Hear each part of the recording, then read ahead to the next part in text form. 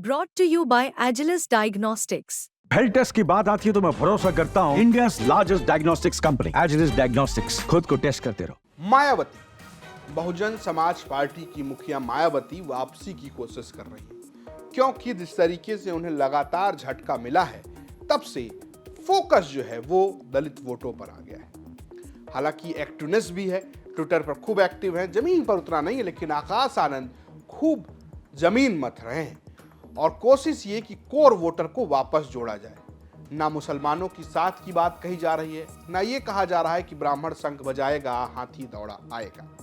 बात हो रही है सिर्फ दलित वोटों की, क्योंकि वही दलित वोट जिसने बसपा को खड़ा किया वही छिटक गया है। लोकसभा चुनाव में मिले झटके के बाद और उत्तर प्रदेश में न खाता खुलने के बाद अब बारी है हरियाणा चुनाव की, और मायावती ने खूब मेहनत की और इस बार गठबंधन की भी सियासत की। इस बार उन्होंने गठबंधन किया इनलो से और कोशिश ये कि एक जाट दलित कॉम्बिनेशन में कुछ सीटें जीत ली जाए। क्या मायावती और आकाश आनंद की मेहनत फलीभूत होने वाली है?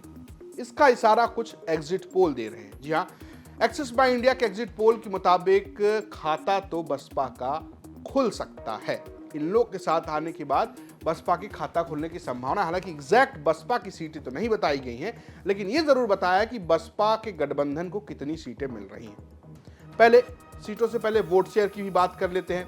एक्सिस बाय इंडिया के एग्जिट पोल के मुताबिक देखें तो सबसे ज्यादा वोट जो है वो कांग्रेस को मिल रहा है, वो लगभग 43% है।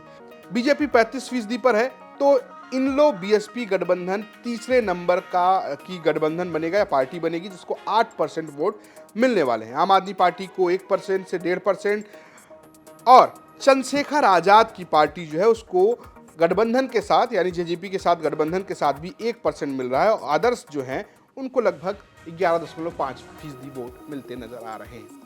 यानी कि जिस दलित वोट के लिए यहाँ पर मायावती सगल कर रही हैं, उसी दलित वोट पर सेंधमारी की कोशिश चंद्रशेखर आजाद कर रहे हैं, जो लोकसभा चुनाव में एक सीट जीत कर आए हैं जो बसपा के खाते में नहीं है। यानी कि बसपा के पास कोई लोकसभा सांसद नहीं है, जबकि उत्तर प्रदेश से उन्हीं वोटों को साधने की कोशिश करने वाले चंद्रशेखर आजाद सांसद है नगीना से। तो क्या उनकी भी मेहनत काम रंग आ रही? ऐसा नजर नहीं आता। जब आप सीटों की बात करेंगे तो आपको दिखेगा कि बसपा का तो खाता खुल सकता है, लेकिन चंद्रशेखर के साथ ऐसा होता नजर नहीं आ रहा है। एक्सिस बाय इंडिया के एग्जिट पोल के मुताबिक कांग्रेस को 53 से 65 सीटें मिल सकती हैं, बीजेपी को 18 से 28 सीटें मिल सकती हैं, इनलो और बीएसपी गठबंधन को 1 से 5 सीटें मिल सकती हैं। जेजेपी और आजाद समाज पार्टी का खाता नहीं खुलने वाला है, आम आदमी पार्टी का भी खाता नहीं खुलने वाला, अदर्स 3 से 8 सीट ले आ सकते हैं। ये 90 सीटों का पूरा गुड़ा गणित है। 90 सीटों पर वोट होने वाले हैं। कांग्रेस को आपको आराम से दिख रहा है एग्जिट पोल के मुताबिक वो सरकार बना सकता है, लेकिन